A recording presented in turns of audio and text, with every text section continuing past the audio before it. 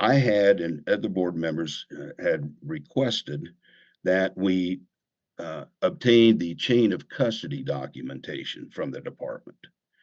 And none of that was ever delivered. Since we asked and did not receive any of it, that to me is just one reason. Well, how can I trust, as a board member to certify this election when I cannot receive even a sampling, anything at all with regards to chain of custody documents? So that's a huge, huge opening for fraud.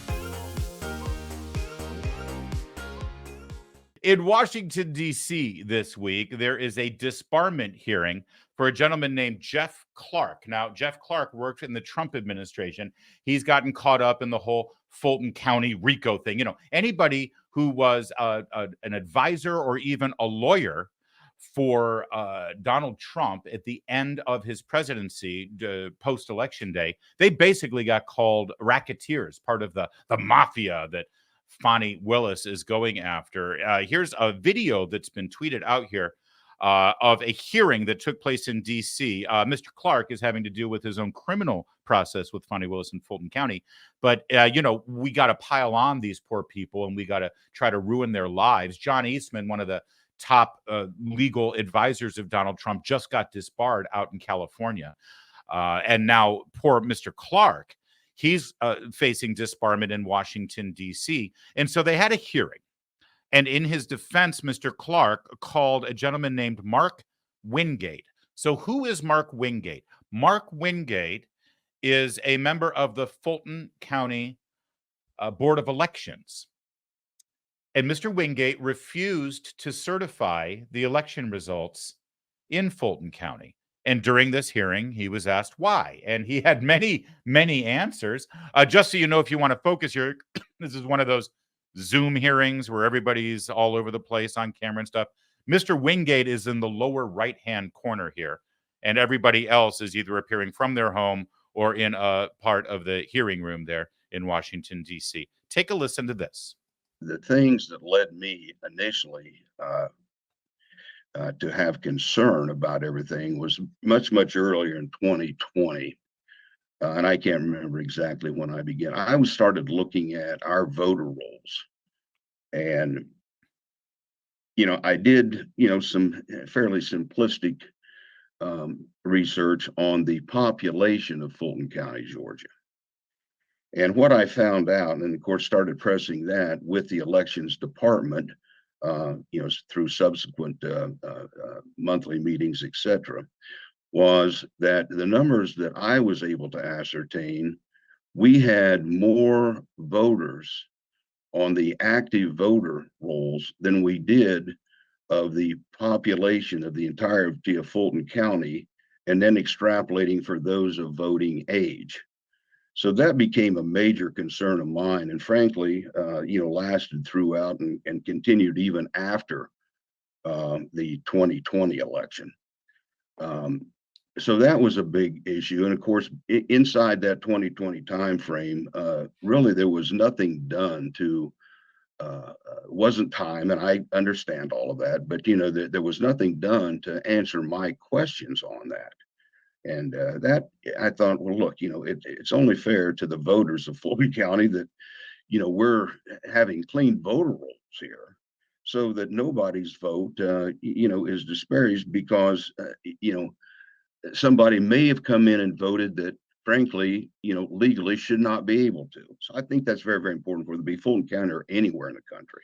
But from that, in the 2020 election itself, I had and other board members had requested that we obtain the chain of custody documentation from the department. And none of that was ever delivered.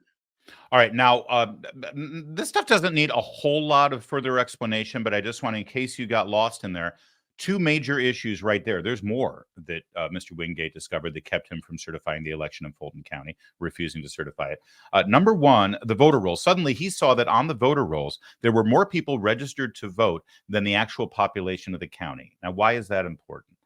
Well, it means, especially in 2020, when ballots were mailed to everyone, that there would be all of these live ballots that were sent out for people who shouldn't have been on the voter rolls, ballots that before they were even mailed out were invalid, let alone when they're returned, right?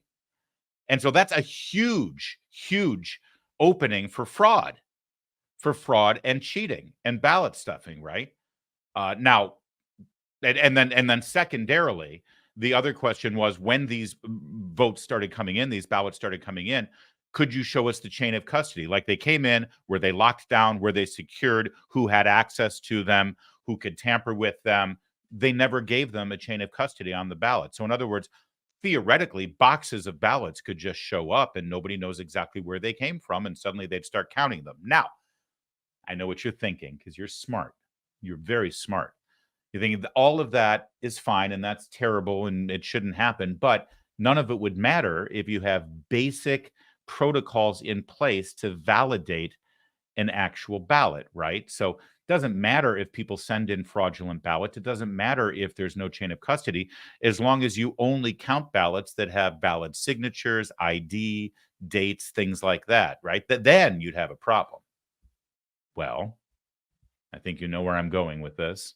Since we asked and did not receive any of it, that to me is just one reason. Well, how can I trust, as a board member to certify this election when I cannot receive even a sampling, anything at all with regards to chain of custody documents?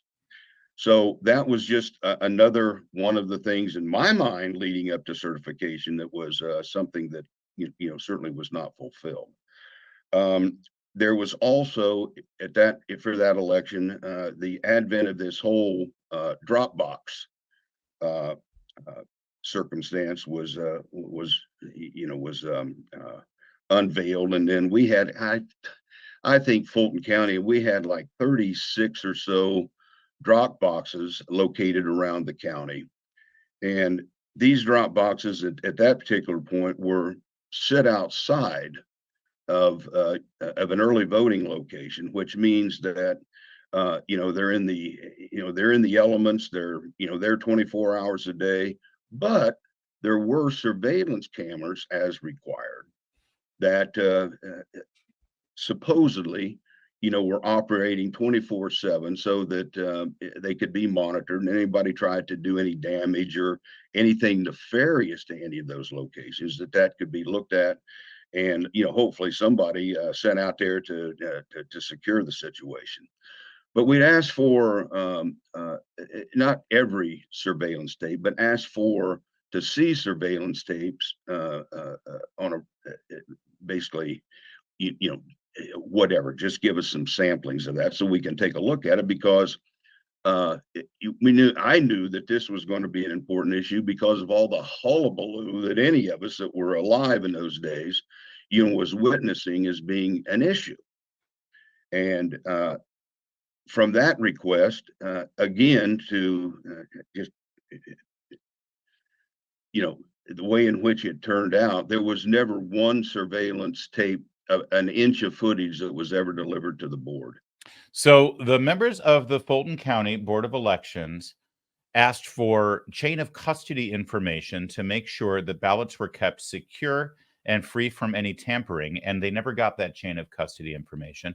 And they asked for surveillance footage on these unprecedented new drop boxes that were out for the first time in the history of their elections, out in the elements that anyone could stuff anything into. And they were denied access to any surveillance footage just so they could do a spot audit to make sure that everything was copacetic. And, well, there's more. We had such a huge number of absentee by mail ballots, and those ballots, we as the department and the board, and then the board of commissioners who has to approve certain expenditures, because it was becoming very clear that there was going to be a larger amount of absentee by mail ballots this election year than by far than in previous years. So they determined a system that is called Blue Crest. And the Blue Crest platform primarily was an absentee by mail or a paper ballot processing application. And that would, scan in the outer oath envelopes. It would open them. It would then pull them out. It would flatten them, as they call it, and then put them in bundles for, excuse me, for later processing and scanning. Part of that, or one of the applications or elements of that Blue Crest platform, was an electronic signature verification component. And of course, we all, as that was reported, we all thought that that was going to be up and running, and how, excuse me, how exactly that the department of people there for managing the absentee by mail ballot processing would have a very fine function in the electronic signature verification component. Well, as I recall, I believe that time frame was in October at the board meeting for October. I had asked the question, where are we with regards to the functionality of the electronic signature verification component? And I was told that the technicians from Blue Crest were in our building that day, and that they were working to functionalize the electronic signature verification. We had. I love the way bureaucrats and people talk functionalize. In other words, they were trying to get it to work. So we know that we're going to be inundated, overwhelmed with mail-in ballots, and we've got to verify these signatures. So they got this new program, this apparatus, this machine that would do it automatically, and they could never get it working. Now, if you can't get the signature verification machine working so that you can verify the signatures on this overwhelming number of mail-in ballots for the first time in history in Fulton County, then what do you do? What do you do? What did we do for signature verification? And the comment I got back was, which frankly at that time floored me, was, well, we didn't do any. And I remember I forget where I was, I was on a phone call. I forget exactly, and I apologize. It's been so long. But, I do remember that comment that, we didn't do any. Now, of course, I took that saying, all right, well, by law, you've got to do signature verification. You've got to at least have somebody looking at this. And one side of that is that whomever you have that is looking at and supposed to be, verifying signature, that if there is no signature on the oath envelope, then how are you curing that, or what are you doing with them? And I remember going down, on from that and said, well, there weren't many, so we just sent them back out, and if they reply on time, then they'll get their vote counted. And I thought that was a little weak, but anyway, that's as I recall, that's what I was told. So let's summarize here. The man who sits at the Fulton County Board of Elections chose not to certify the election. And by the way, he goes on in his testimony to say that there were over 100,000 ballots that he thought should be called into question here. Over 100,000. He noticed that there were more people registered on the voter rolls than the actual population of Fulton County. He demanded that they have a chain of custody on all of the ballots that are being mailed in and dropped off, and that never happened. He demanded to see surveillance footage on the drop boxes, and he never got to see it. He wanted to make sure that they had signature verification per the law in the state of Georgia, so that you only count a mail-in or dropped-off ballot if the signature has been verified, and the machinery that was used wasn't working, and so therefore there was never any signature verification done. And he, as a duly elected member of the Fulton County Board of Elections, said, well, I cannot in good conscience certify this election based on all of this. And according to Joe Biden and the Democrats and the media, and sadly a good portion of the Republican Party in Washington, D.C., Mark Wingate is the problem in this scenario. He's an election denier. He's working counteractive to our democratic process. He's going to ruin our democracy. No, no, no. Actually, the way you preserve democracy, the way you preserve the democratic process used in a constitutional republic is to make sure that elections are done. Not just, it's easy to say, make sure it's a fair election. It's easy to say to make sure it's a legal election. That should be the bare minimum. But you know what we want right now? All we ask at this point is that when we walk away from the election, we at least don't think it was robbed right before our eyes.